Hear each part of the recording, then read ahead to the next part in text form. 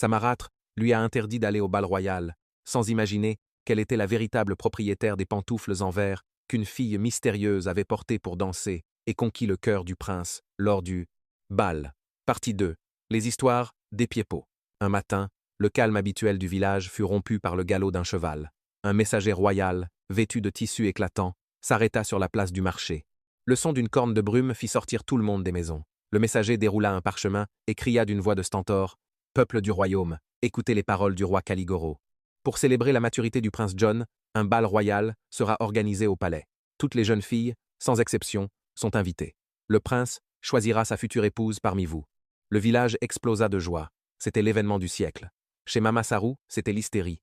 Caroline, âgée de 26 ans, et Zoé, âgée de 20 ans, sautaient de joie, se voyant déjà couronnée. « C'est ma chance !» criait Caroline en se regardant dans un miroir de bronze. « Le prince tombera amoureux de ma prestance. » Zoé, jalouse, répliquait: « Prête-moi tes boucles d'oreilles en or, je dois être la plus belle.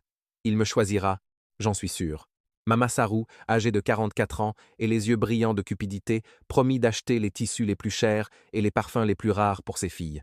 Amélie, âgée de 22 ans et qui écoutait depuis le pas de la porte, les mains encore mouillées par la vaisselle, demanda d'une voix timide: « Puis-je y aller aussi ?» Le messager a dit que toutes les filles étaient invitées. Le silence qui suivit fut rompu par un éclat de rire méprisant. « Toi, dans tes haillons ?» ricana Mama Sarou. « Tu ferais fuir le prince et toute la cour. Ta place est ici, à surveiller le feu et à nous préparer un repas pour notre retour triomphal. » Le soir du bal, la maison était en effervescence. Amélie aida Caroline et Zoé à ajuster leurs robes trop serrées, à tresser leurs cheveux et à appliquer des onguents odorants.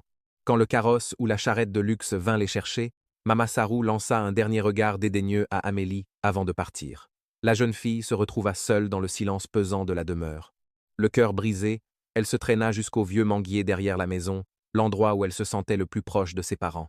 Elle s'effondra au sol, ses larmes coulant librement sur la terre sèche. « Pourquoi ? Pourquoi tant de méchanceté ?» demanda-t-elle aux étoiles. « Maman, papa, si vous m'entendez, aidez-moi. » C'est alors qu'un bruissement se fit entendre dans les feuilles. Une lumière douce, argentée comme le clair de lune, commença à irradier des buissons.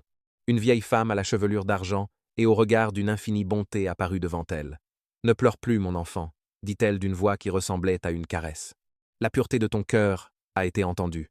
Ce soir, le destin va changer de camp. » D'un geste de son bâton de bois clair, elle toucha les haillons d'Amélie.